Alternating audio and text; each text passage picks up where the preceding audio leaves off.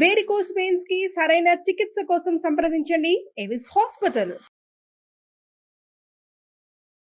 నమస్తే రమగారు. నమస్తే జయ. రమగారు, ఏదైనా మంచి స్టోరీ చెప్పండి అండి. పంచాయతీ కథ చెప్తా.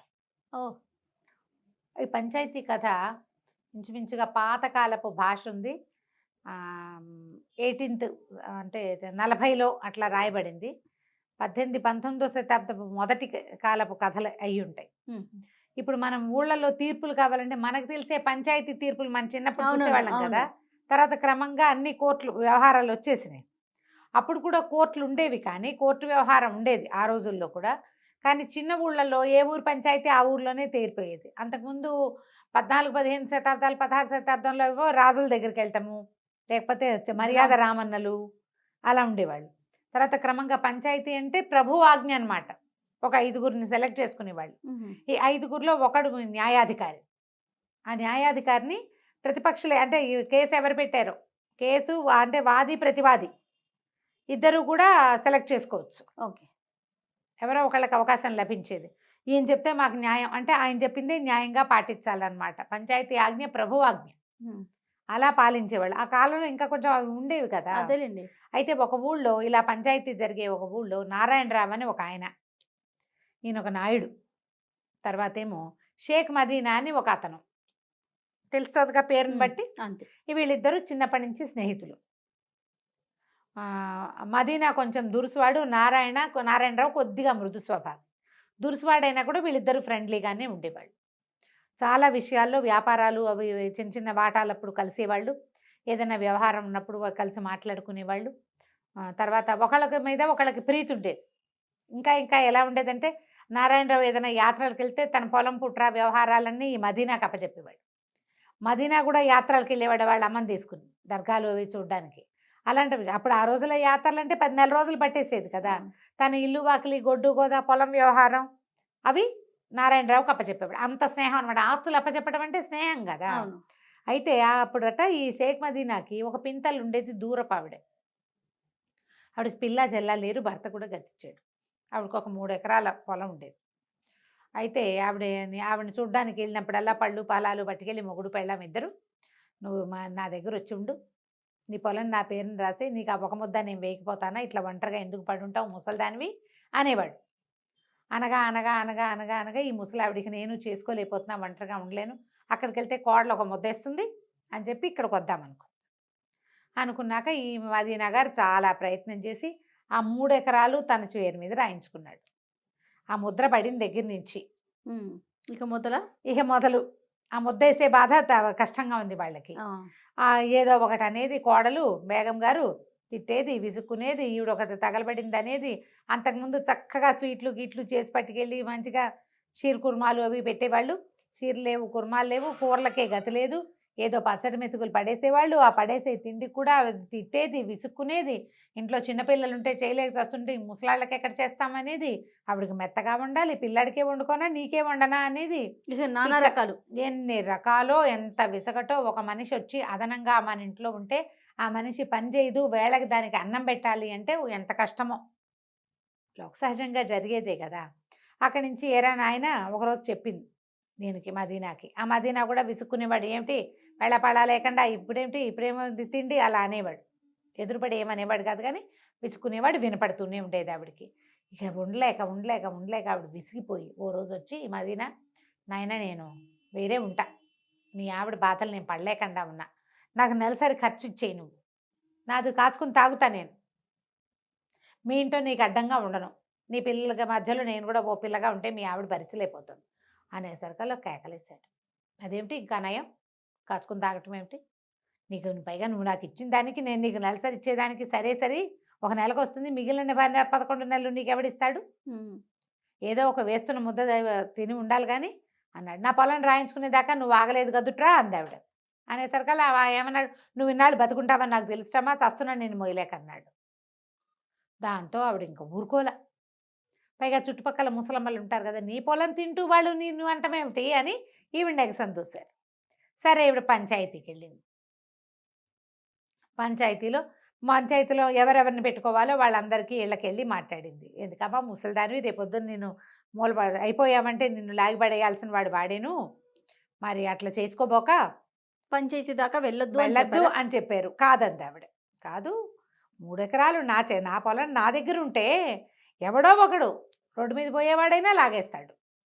అంతేగాని నన్ను అడిగి నన్ను ఇంటికి తీసుకొచ్చాక ఈ రకంగా చేసిన వాడితో నేను చచ్చినా ఉండనంది ఆవిడ. గట్టిగా ఉంది. ఆవిడ అలా వెళ్ళి నారాయణరావు వాళ్ళ ఇంటికి కూడా వెళ్ళి, నారాయణరావు ఆ ఊళ్ళో ఉన్న పెద్ద మనిషి, నాయుడు కదా అతను, పెద్ద నాయుడు. అడిగింది.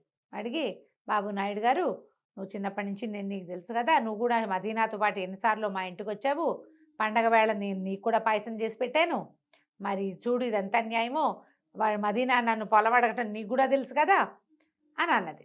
అనేసరికల్లా ఆయన ఏమన్నాడు, బాగానే ఉందమ్మా, కాకపోతే మదీనా నేను స్నేహితులు, నే కాదన్ను, వాడికి ఎదురు నేను చెప్పలేను, న్యాయం అన్యాయం నాకు తెలిసినా కూడా మిగిలిన పంచాయతీ వాళ్ళు ఎవరేమంటారో చూడు, వాడితో నా స్నేహం చెడిపోతుంది, నేను వచ్చి కూర్చున్నా బాగుండదంటే, బాబు ఇంతేనా, న్యాయం ధర్మం లేవా నాయనా, మీ నాన్న ఎంత గొప్పవాడు, పెదనాయుడు గారు ఎంత గొప్పవాడు, నువ్వు ఇట మంచివాడివి, నువ్వు కూడా ధర్మాత్ముడివి, నాకు తెలుసు కదా నీ వ్యవహారం అంతా, వచ్చి పంచాయతీలోనా కూర్చోవా అని అడిగింది. సరే నేను యువతలు కూర్చుంటానమ్మా, నేను పంచాయతీలో ఉండను, పక్కన కూర్చుంటాను అన్నాడు. బాగుంది. సరే వస్తానన్నాడు. ఆ పంచాయతీ రోజున వాళ్ళు 10 మంది చేరారు, ఈ మదీనా కూడా వచ్చాడు. మరి ఎవరినైనా సెలెక్ట్ చేసుకోండి ఒకళ్ళ న్యాయానికి అంటే, ముసలమ్మ ఎవరైనా నాకు పర్వాలేదండి, కానీ నాకెందుకు, ఆవిడే కదా కేసు పెట్టింది, ఆవిడకే ఇవ్వండి అన్నాడు. అంటే నేను నారాయణరావుని ఎన్నుకుంటానంది ఆవిడ. అందరిలో అనేసరికి ఇప్పుడు నేను కాదనకూడదు, నారాయణరావు తప్పు. ఈ మదీనాకి ఏమన్నా, అమ్మాయి నారాయణరావు అయితే నా స్నేహితుడు అనుకున్నాడు.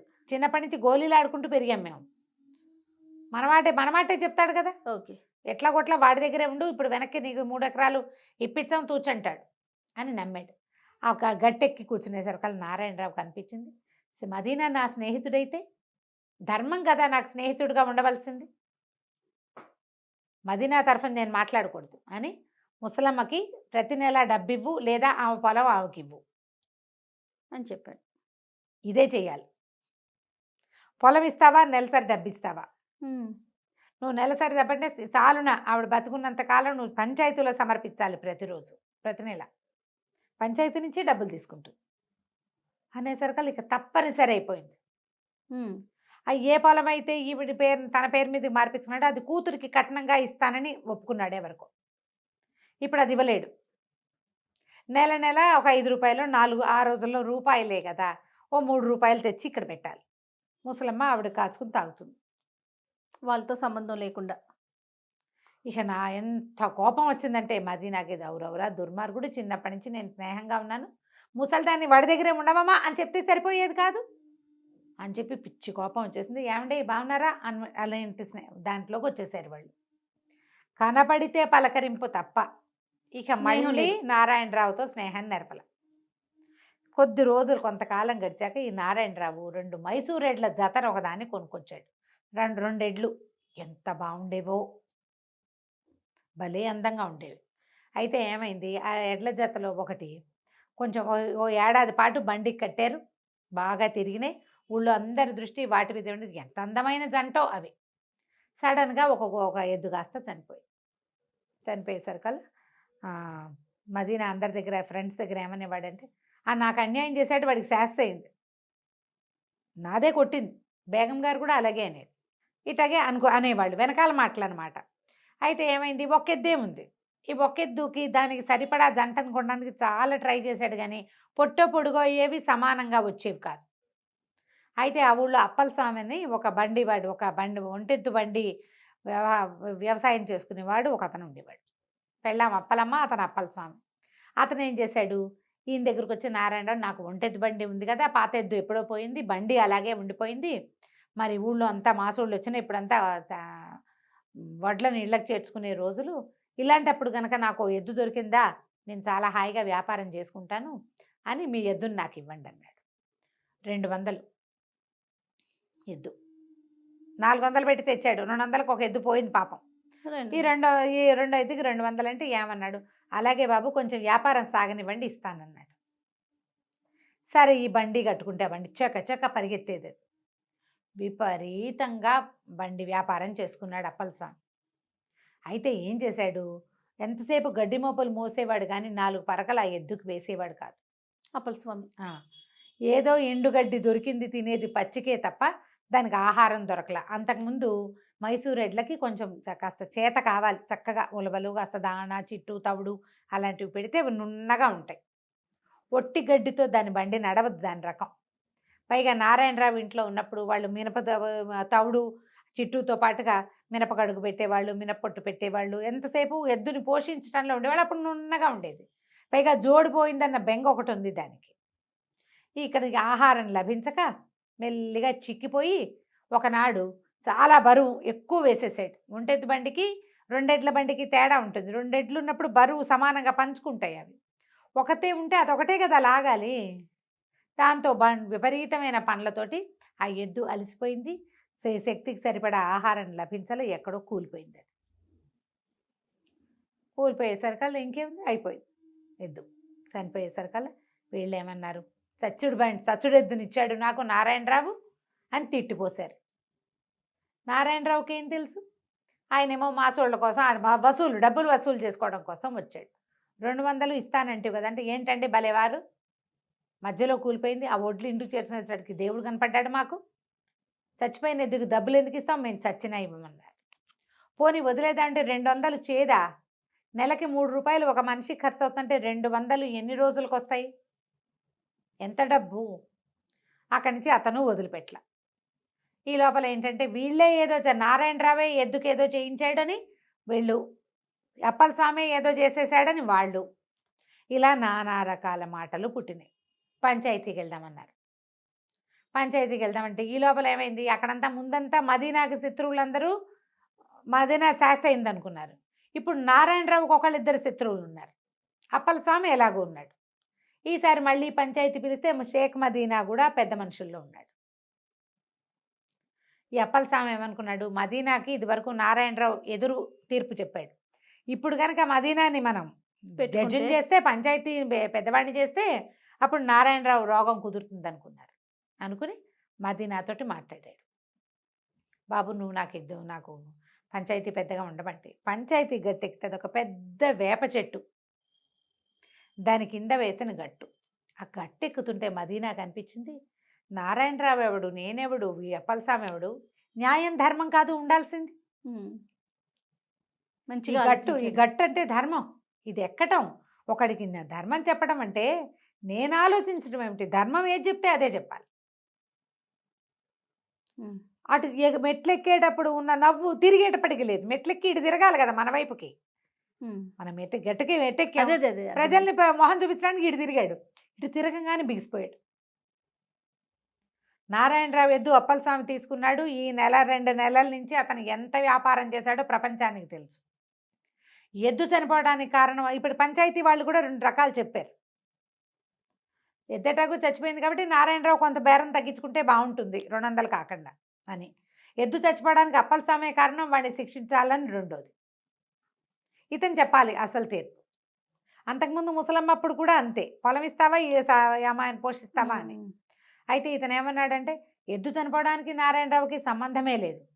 2-3 నెలల పాటు ఎద్దు మీద వ్యాపారం చేసి డబ్బులు వెనకేసుకున్నవాడు మొదటి నెల డబ్బులు రాగానే నారాయణరావుకి ఎందుకు ఇవ్వాల?